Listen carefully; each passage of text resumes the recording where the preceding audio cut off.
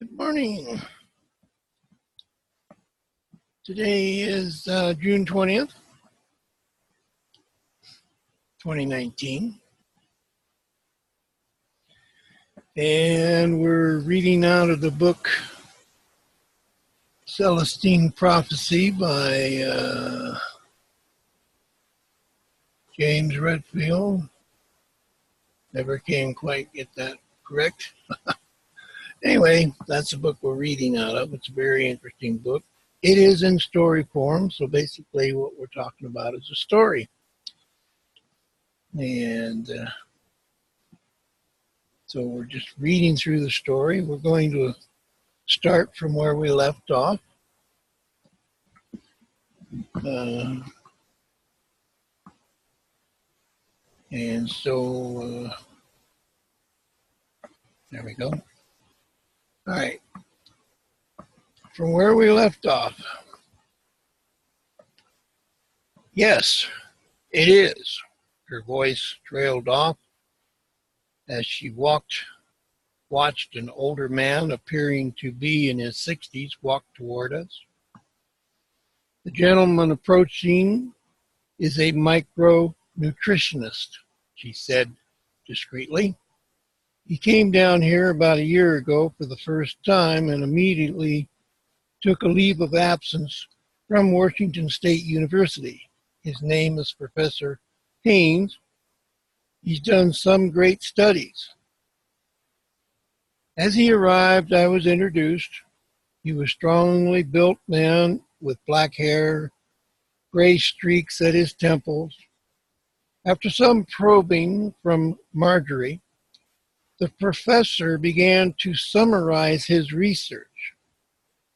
He was most interested, he told me, in the functioning of the body's organs as measured by highly sensitive blood tests, especially as this functioning related to the equality of food eaten. He told me what interested him most were the results of a particular study which showed that while nutritional rich plants of the kind grown at Vicente increased the body's efficiency dramatically, the increase was beyond what could be reasonably expected from the nutrients themselves as we understand how they work in human physiology. Something inherent in the structure of these plants created an effect not yet accounted for. I looked at Marjorie, then asked, then the focusing of attention on these plants gave them something that boosts human strength in return when they're eaten? Is this the energy mentioned in the manuscript? Margie looked at the professor. He gave me only half a smile. I don't know yet, he said. I asked him about his future research, and he explained that he wanted to duplicate the garden at Washington State and set up some long-term studies to see if people eating these plants had more energy or were healthier over a longer period of time. As he spoke, I couldn't help glancing periodically at Marjorie. Suddenly, she looked incredibly beautiful. Her body appeared long and slender. Even under her baggy jeans and t-shirt, her eyes and her hair were dark brown, and her hair fell in tapered curls around her face. I felt a powerful physical attraction. At the exact moment I became aware of this situation or attraction, she turned her head and stared directly into my eyes and backed away from me a step. I've got to meet someone, she said. Maybe I'll see you later. She told Haynes goodbye, smiled coyly at me, and walked past the metal building and down the path. After a few more minutes of discussion with the professor, I wished him well and strolled back to where Sarah was standing. She was still talking intensely with one of the other researchers, but she followed me with her eyes as I walked.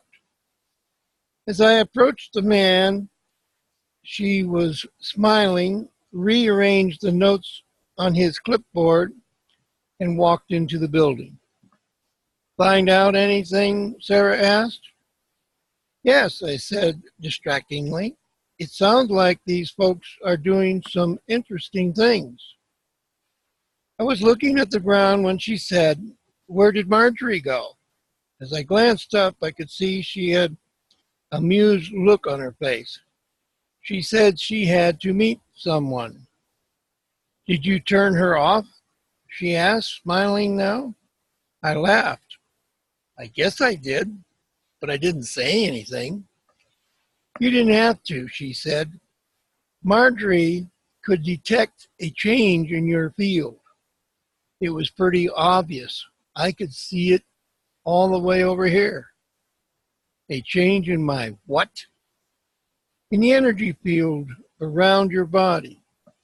Most of us have learned to see them, at least in certain light. When a person has sexual thoughts, the person's energy field sort of swirls about and actually propels out toward the person who's the object of the attraction. This struck me totally fantastic, but before I could comment, we were distracted by several people coming out of the metal building. Time now for the energy projections, Sarah said. You'll want to see this. We followed 4 young men, apparently students, to a plot of corn. As we walked closer, I realized that the plot was made up of 2 separate subplots, each about each about 10 feet square. The corn in one was about 2 feet high. In the other, the plants were less than 15 inches. The 4 men walked to the plot containing the taller corn, then sat down, each one corner of the plot facing inward. On cue, they all seemed to focus their eyes on the plants. The late afternoon sun shone from behind me, bathing the plot in soft amber light. Yet the woods beyond remained dark in the distance. The plot of corn and the students were silhouetted against the almost black background. Sarah was standing beside me. This is perfect, she said. Look, can you see that? What? They're projecting their energy onto the plants. I stared intensely at the scene, but could detect nothing. I can't see a thing, I said. Squat down lower then, Sarah said, and focus on the space between the people and the plants. For a moment I thought I saw a flicker of light, but I concluded it was just an after image, or my eyes playing tricks on me. I tried several more times to see something, then gave up. I can't do it, I said, standing. Sarah patted me on the shoulder. Don't worry about it. The first time is the most difficult. It usually takes some experimenting with the way you focus your eyes. One of the meditators looked over at us and brought his index finger up to his lips, so we walked back toward the building. Are you going to be here at Vicencia long? Sarah asked. Probably not, I said. The person I'm with is looking for the last part of the manuscript. She looked surprised. I thought all of it had been located. Thought I guess I wouldn't know. I've been so engrossed in the part of that pertains to my work that I haven't read much of the rest. I instinctively reached for my pants pocket, suddenly uncertain where Sarah's translation was. It was rolled up in my back pocket. Sarah, Sarah said, we found two periods of the day most conducive to seeing energy fields. One is sunset, the other is sunrise. If you want, I'll meet you at dawn tomorrow and we'll try again. She reached out for the folder. That way, she continued, I can make a copy of this translation and you can take it with you. I pondered this suggestion for a few seconds, then decided it couldn't hurt. Why not? I said. I'll have to check my friend, though, and make sure we have enough time. I smiled at her. What makes you think I can learn to see this stuff? Call it a hunch. We agreed to meet on the hill at 6 a.m. and I started the 1-mile trek to the lodge alone. So the sun had completely disappeared, but its light still bathed the gray clouds along the horizon in hues of orange. The air was chilly, but no wind blew. At the lodge, a line was forming in front of the serving bar in the huge dining room. Feeling hungry, I walked toward the head of the line to see what food was being served. Will and Professor Haynes were standing near the front, talking casually. Well, Will said, how did the afternoon go? Great, I said. This is William Haynes, Will added. Yes, I said. We met earlier. The professor nodded. I mentioned my early morning revenue the next day. We saw no problem as he wanted to find a couple of people he hadn't talked to yet and didn't anticipate leaving before 9 a.m. The line moved forward, then the people behind us invited me to join my friends. I stepped in beside the professor. So what do you make of what you're doing here? Haynes asked. I don't know. I said, I'm trying to let it soak in a little. The whole idea of energy fields is new to me. The reality of it is new to everyone, he said.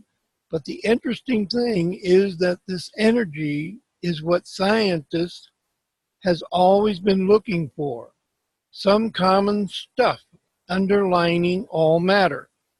Since Einstein's, particularly physics, has sought a unified field theory, I don't know if this is it or not, but at the very least, this manuscript has stimulated some interesting research. What would it take for science to accept this idea, I asked. A way to measure it, he said. The existence of this energy is not the foreign, actually. Karate masters have talked about an underlying chi energy responsible for their seemingly impossible stunts of breaking bricks with their hands and of being able to sit in one place unmoved with 4 men trying to push them over. And we've all seen athletics make spectacular moves, twisting, turning, hanging in the air in ways that defy gravity. It's all the result of this hidden energy that we have access to. Of course, it won't really be accepted until more people can actually see it themselves. Have you observed it yet? I asked. I've observed something, he said. It really depends on what I've eaten. How so? Well, the people around here who really see these energy fields eat mostly vegetables, and they usually eat only these highly potent plants they've grown themselves. He pointed ahead to the food bar. This is some of it, though thank goodness they serve some fish and fowl for old guys like me who are addicted to meat. But if I force myself to eat differently. Yes, I can see something. I asked him why he didn't change his diet for longer periods of time. I don't know, he said. Old habits die hard. The line moved forward and I ordered my only vegetables. The three of us joined a large table of guests and talked casually for an hour. Then Will and I walked out to the Jeep to remove our gear. Have you seen these energy fields? I asked. He smiled and nodded.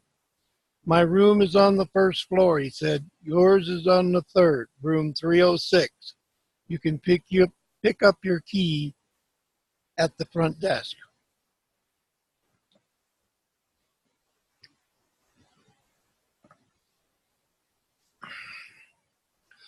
The room had no phone, but a lodge attendant I saw in the hallway assured me someone would knock on my door at 5 a.m. sharp. I lay down and thought for a few minutes. The afternoon had been long and full, and I understood Will's silence. He wanted me to experience the third insight in my own way. The next thing I knew, someone was banging on my door. I looked up at my watch, 5 a.m. When the attendant knocked again, I said, "Thank you," in a voice loud enough for him to hear. Then rose and looked out the small frame window. The only sign of morning was a pale glow of light toward the east. I walked down the hall and showered, then dressed quickly and went downstairs. The dining room was open and surprisingly a number of people were moving about. I ate only fruit and hurried outside. Strands of fog drifted across the grounds and clung to the distant meadows. Songbirds called one another from the trees. As I walked away from the lodge, the very top of the sun breached the horizon towards the east. The color was spectacular. The sky was a deep blue above the bright peach horizon. I arrived at the knoll 15 minutes early, so I sat down and leaned against the trunk of a large tree, fascinated by the web of guard branches growing out above my head. In a few minutes, I heard someone walking toward me along the path, and I looked that way, expecting to see Sarah. Instead, I saw someone I didn't know, a man in his mid-40s. He left the path and walked my way without noticing me. When he was within 10 feet, he saw me with a start, which made me flinch also. "Oh, hello," he said in a rich Brooklyn accent. He was dressed in jeans and hiking boots and looked exceptionally fit and athletic. His hair was curly and receding. I nodded. "Sorry about walking up on you so suddenly," he said. "No problem." He told me his name was Phil Stone, and I told him who I was and that I was waiting for a friend. "You must be doing some research here," I added. "Not really," he replied. "I work for the University of Southern California. We're doing studies in another province on the rainforest depletion. But whenever I get the chance, I drive over here and take a break. I like hanging out where the forests are so different." He looked around. "Do you realize some of the trees here are close to 500 years old? This is truly a virgin forest, a rare thing. Everything is in perfect balance. The larger trees filtering the sunlight, allowing a multitude of tropical plant life to thrive underneath. The plant life as a rainforest is old too, but it grows differently. It's basically jungle. This is more like what an old forest looks like in a temperature zone such as in the United States." "I've never seen anything like this there," I said. "I know," he said. "Only a few remain. Most of the ones I know of were sold by the government to lumber interests, as though all they could see in a forest like this is board feet of lumber. Damn shame that anyone would mess with a place like this. Look at the energy. You can see the energy here, I asked. He looked at me closely as though deciding whether to elaborate. Yes, I can, he said finally. Well, I haven't been able to, I said. I tried yesterday when they were meditating with plants at the garden. Oh, I couldn't see fields that large at first either, he said. I had to start by looking at my fingers. How do you mean? Let's move over there, he said, pointing to an area where the trees parted slightly and blue sky showed through overhead. I'll show you. When we arrived, he said, lean back and touch the tips of your index fingers together. Keep the blue sky in the background. Now, separate the tips about an inch and look at the area directly between them. What do you see? Dust on the lens of my eye. Ignore that, he said. Take your eyes out of focus a little and move the tips closer, then further apart. As he talked, I moved my fingers around, unsure what he meant by taking my eyes out of focus. I finally placed my gaze vaguely on the area between my fingers. Both fingertips were slightly blurry, and as this happened, I saw something like strands of smoke stretching between the tips. Good grief, I said, and explained what I saw. That's it, he said. Now, just play with that a while. I touched all 4 fingers together, then my palms and forearms. In each case, I continued to see streaks of energy between the body parts. I dropped my arms and looked at Phil. Ah, you want to see mine? He asked. He stood up and stepped back a few feet, positioning his head and torso so that the sky would be directly behind him. I tried for a few minutes, but a noise behind us broke my concentration. I turned and saw Sarah. Phil stepped forward and grinned broadly. Is this the person you've been waiting for? As Sarah approached, she too was smiling. Hey, I know you, she said, pointing at Phil. They embraced warmly. Then Sarah looked at me and said, sorry I'm late. My mental alarm didn't go off for some reason, but now I guess I know why. It gave you two a chance to talk. What have you been doing? He just leaned out to see the fields between his fingers, Phil said. Sarah looked at me. Last year, Phil and I were up here at this very spot, learning to do the same thing. She glanced at Phil. Let's put our backs together.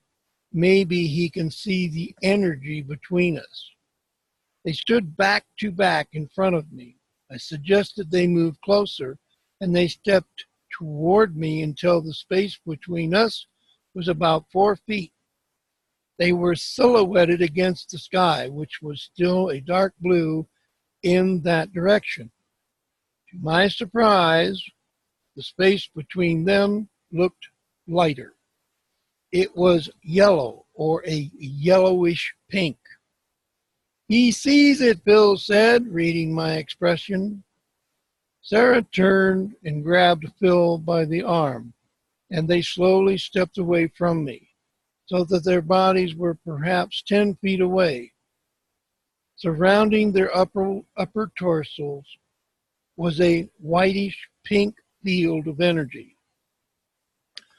Okay, Sarah said seriously. She had walked over and crouched down beside me. Now look at the scene here, the beauty. I was immediately awed by the shapes and forms around me. I seemed to be able to focus on each of the massive oaks in a total way, not merely on one part, but on the whole form at once.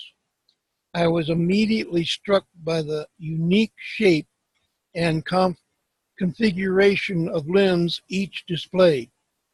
I looked from one to the other, turning all around. Doing this somehow increased the feeling of present each oak excluded to me, as though I was seeing them for the first time, or at least fully appreciating them for the first time. Suddenly, the tropical foliage underneath the huge trees attracted my attention. I again looked at the unique form each plant exhibited. I also noticed the way each type of plant grew together with others of its own kind in what struck me as little communities. For instance, the tall banana tree type plants were often encircled by small philodendrons, who themselves were poised among even smaller fern-like plants. When I looked at these many environments, I was again struck by their uniqueness of outline and presence. Less than 10 feet away, a particular foliage plant caught my eye. I often owed just this type as a house plant, a particular vegetated form of philodendron. Dark green, its foliage branched out to about 4 feet in diameter. The shape of this plant seemed perfectly healthy and vibrant. Yeah, focus on that one, but loosely, Sarah said, as I did so. I played with the focus of my eyes. At one point, I tried to focus on the space 6 inches to one side of each physical part of the plant. Gradually, I began to pick up glimpses of light. Then, with a single adjustment of my focus, I could see a bubble of white light encircling the plant.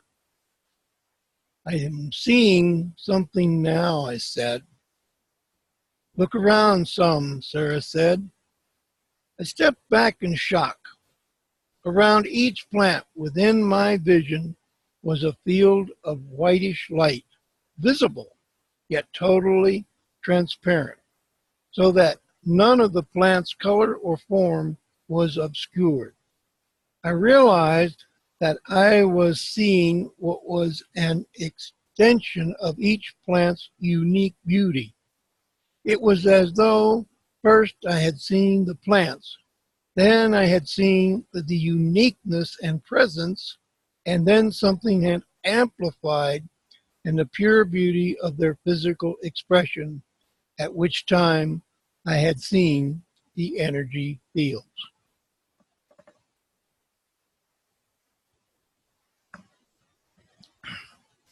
See, if you can see this, Sarah said. She sat down in front of me and faced the philodendron. A plum of the whitish light encircling her body erupted outward and engulfed the philodendron. The diameter of the plant's energy field, in turn, broadened by several feet. Damn, I explained, which provoked laughter between two friends. Soon I was laughing myself, conscious of the particularity of what was happening, but feeling absolutely no uneasiness at seeing, quite readily, phenomena I had totally doubted minutes earlier. I realized that the perception of the fields, rather than evoking a surrealistic sensation, actually made the things about me seem more solid and real than before. Yet at the same time, everything around me seemed different. The only reference I had for the experience was perhaps a move which enhanced the color of a forest in order to make it seem mystical and enchanted. The plants and the leaves, the sky now all stood out with a presence and a slight shimmer that suggested life there. And perhaps consciousness beyond our ordinary assumption. After seeing this, there would be no way to take a forest for granted again. I looked at Phil, sat down, and put your energy on the philodendron. I said, I'd like to compare. Phil appeared perplexed. I can't do it, he said. I don't know why. I looked at Sarah. Some people can and some can't, she said. We haven't figured it out. Marjorie has to screen her graduate students to see who can do it. A couple of psychologists are trying to correlate this ability with personality characteristics, but so far, no one knows. Let me try it again, I said. Okay, go ahead, Sarah replied. I sat down again and faced the plant. Sarah and Phil stood at right angles to me. Okay, how do I begin? Just focus your attention on the plant as though to inflate it with your energy, Sarah said. I looked at the plant and imagined energy swelling up inside it. Then after a few minutes, I looked over at the two. Sorry, Sarah said quietly. You're obviously not one of the chosen few. I shook a mock frown at Phil. Angry voices from the path below interrupted our conversation. Through the trees, we could see a group of men passing, talking harshly among themselves. Who are those people? Phil asked, looking at Sarah. I don't know, she said. More folks upset with what we're doing, I guess. I looked back at the forest around us. Everything appeared ordinary again. Hey, can I see the energy fields anymore? Some things bring you right down, don't they? Sarah remarked. Phil smiled and patted my shoulder. You can do it again anytime now. It's just like riding a bicycle. All you have to do is see the beauty and then extend it from there. I suddenly remembered to check the time. The sun was much higher in the sky and a light mid-morning breeze swayed the trees. My watch showed 7:50 a.m. I guess I better head back, I said. Sarah and Phil joined me as we walked. I looked back at the wooded hillside. That's one beautiful place, I said. Too bad there aren't more places like this in the States. Once you see the energy fields in other areas, Phil said, you'll realize just how dynamic this forest is. Look at these oaks. They are very rare in Peru, but they grow here at Valencia, a cut forest, especially one that's been stripped of hardwoods in order to grow pines for profit, has a very low energy field, and a city, except for the people, has a different kind of energy altogether.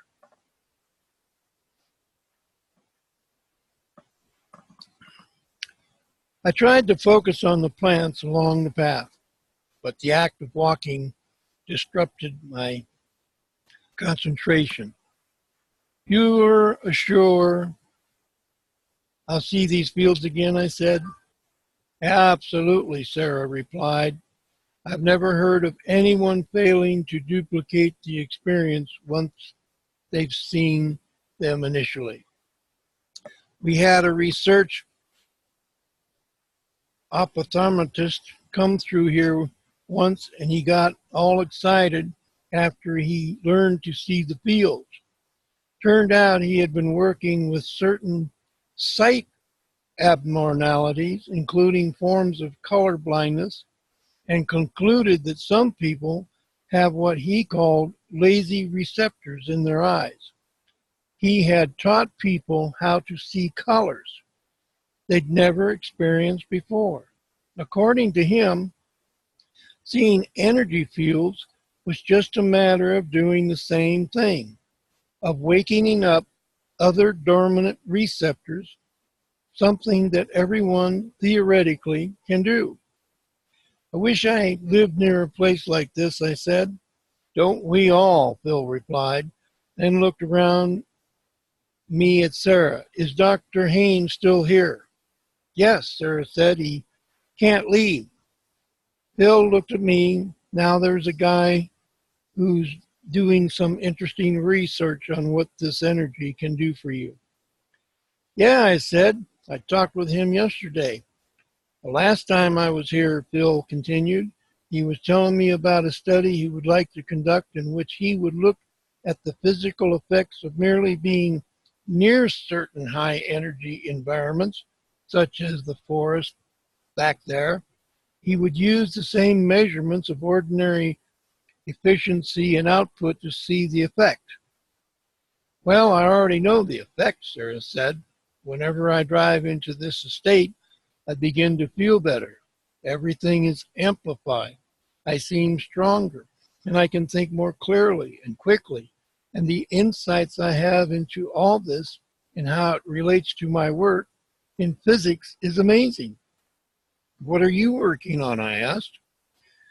Do you remember me telling you about the perplexing experiments in particle physics, during which these little bits of atoms appeared whenever the scientists expected them to be? Yes. Well, I've tried to expand this idea a bit with some experiments of my own, not to solve the problems those guys were working on in subatomic particles, but to explore questions I told you about before. To what extent does the physical universe as a whole, since it is made up of the same basic energy, respond to our expectations? To what extent do our expectations create all the things that happen to us? The coincidence, you mean? Yes. Think of the events of your life. The old Newtonian idea is that everything happens by chance, that one can make good decisions and be prepared, but that every event has its own line of causation independent of our attitude. After the recent discoveries of modern physics, we may legitimately ask if the universe is more dynamic than that. Perhaps the universe runs mechanically as a basic operation, but then also stubbornly responds to the mental energy as we project out into it. I mean, why not? If we can make plants grow faster, maybe we can make certain events come faster or slower, depending on how we think. Does the manuscript talk about this? Sarah smiled at me. Of course, that's where we're getting these ideas. She began to dig around in her pack as we walked, finally pulling out a folder. Here's your copy, she said.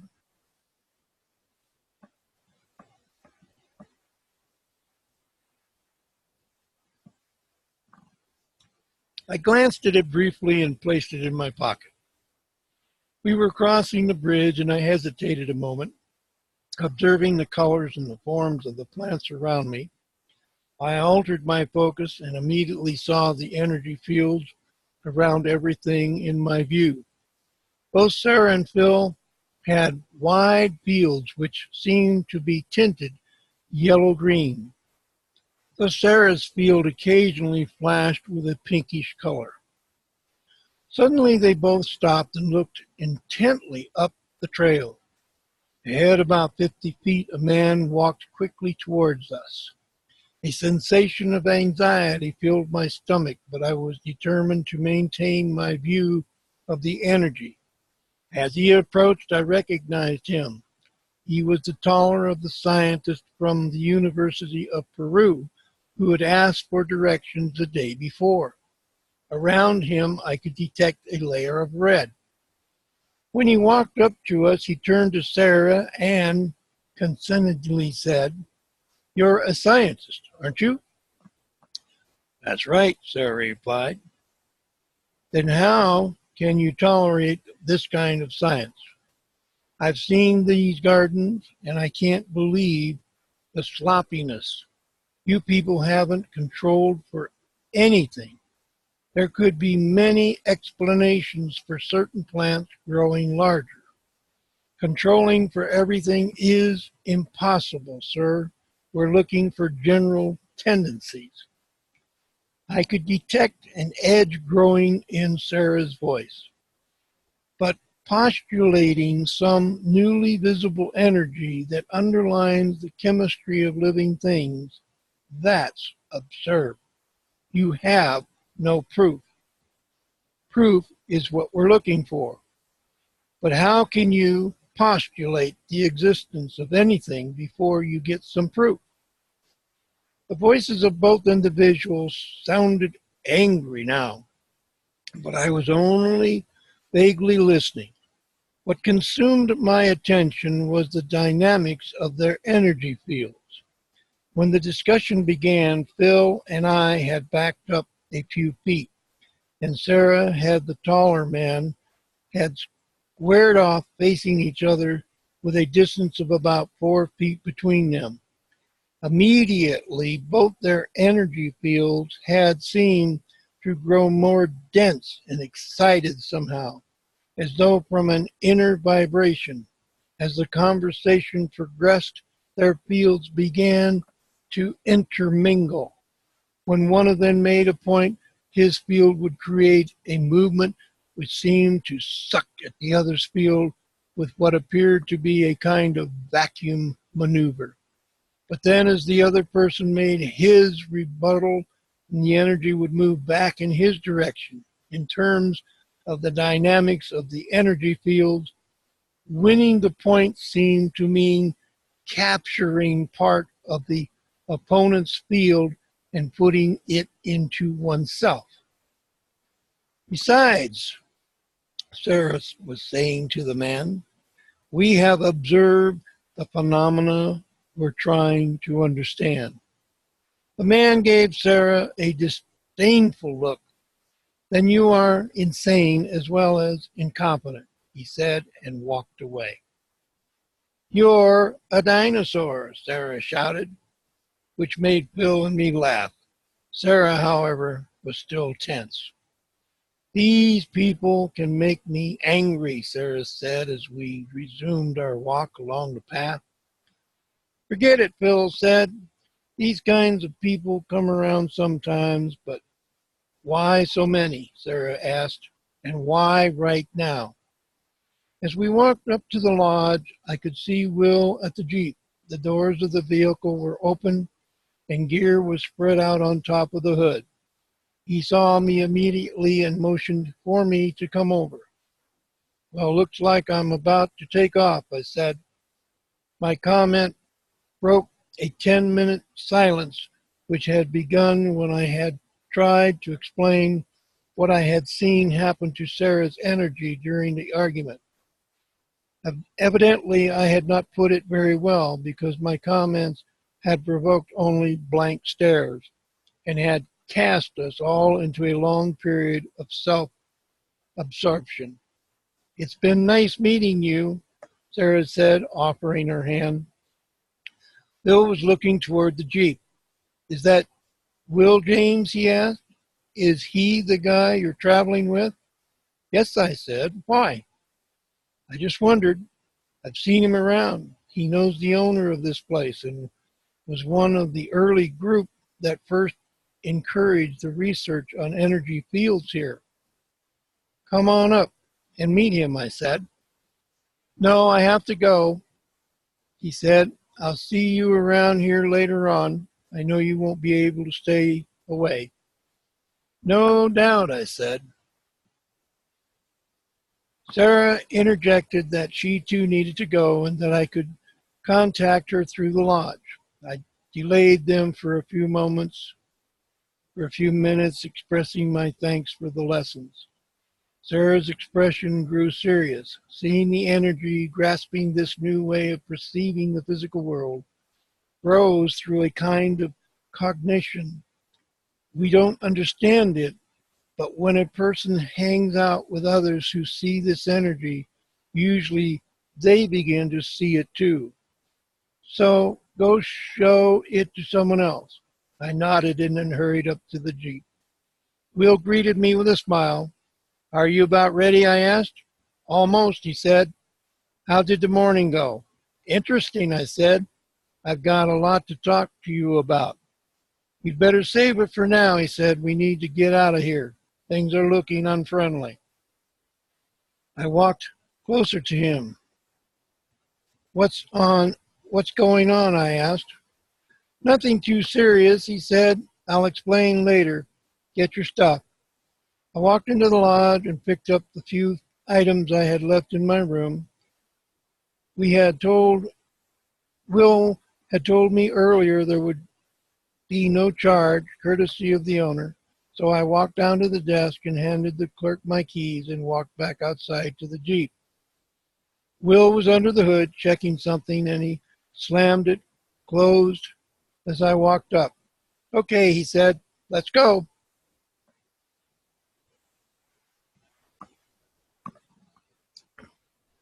We drove out of the parking lot, then down the drive toward the main road. Several cars were leaving at the same time. So what's happening? I asked Will. A group of local officials, he replied, along with some scientific types, have complained about the people associated with this conference center. They're not allegingly that anything illegal is going on, just that some of the folks hanging around here may be what they call undesirables, not legitimate scientists. These officials could cause a lot of trouble, and that could effectively put the lodge out of business. I looked at him blankly, and he continued. You see, this lodge normally has several groups booked at any one time. Only a small number have anything to do with the research associated with the manuscript. The others are groups focused on their own disciplines who come down here for the beauty. If the officials get too ugly and create a negative climate, these groups will stop meeting here. But I thought you said that the local officials wouldn't tamper with the tourist money coming into Valencia. I didn't think they would. Someone has them nervous about the manuscript. Did anyone at the gardens understand what was occurring? No, not really, I said. They were just wondering why all of a sudden more angry people were around. Will remained silent. We drove out of the gate, turned southeast. A mile later, we took another road which headed due east toward the mountain range in the distance. We'll be going right by the gardens, Will said after a while. Ahead, I saw the plots and the first metal buildings. As we came alongside, the door opened and I met eyes with a person coming out. It was Marjorie. She smiled and turned toward me as we passed, our gaze lingering for a long moment. Who is that? Will asked. A woman I met yesterday, I answered. He nodded, then changed the subject. Did you get a look at the third insight? I was given a copy. Will didn't reply, appearing to be lost in thought, so I pulled out the transcript and found where I had stopped reading. From there, the third insight elaborated on the nature of beauty, describing this perception as the one through thought which humans would eventually learn to observe energy fields. Once this occurred, it said, then our understanding of the physical universe would quickly transform. For instance, we would begin to eat more foods which were still alive with this energy, and we would become conscious that certain localities radiate more energy than others. The highest radiation coming from old natural environments, especially forest. I was about to read the final pages when Will suddenly spoke. "Tell me what you experienced back at the gardens," he said. As best I could, I related in detail the events of the 2 days, including the people I had met. When I told him of the encounter with Marjorie, he looked at me and smiled. "How much did you talk to these people about the other insights and how these insights relate to what they're doing in the gardens?" he asked. "I didn't mention them at all," I replied. "I didn't trust them at first, and later I just figured they knew more than me. I think I could have given them some important information had you been perfectly honest with them." "What kind of information?" He looked at me warmly. "Only you know that." I was at a loss for words, so I looked at the landscape. The terrain was growing increasingly hilly and rocky. Large granite outcrops overhung the road. And I think we're going to have to stop there because we're running out of time.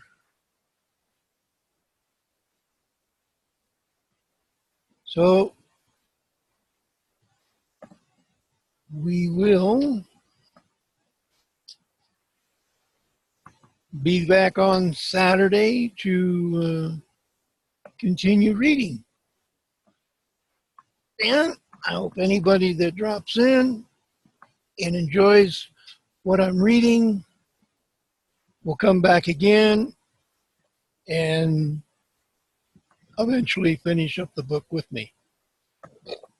Excuse me. And I want to thank everybody for coming. So I'm going to go ahead and shut it down, and I'll see you on Tuesday. Thank you for coming. God bless you all. Bye-bye.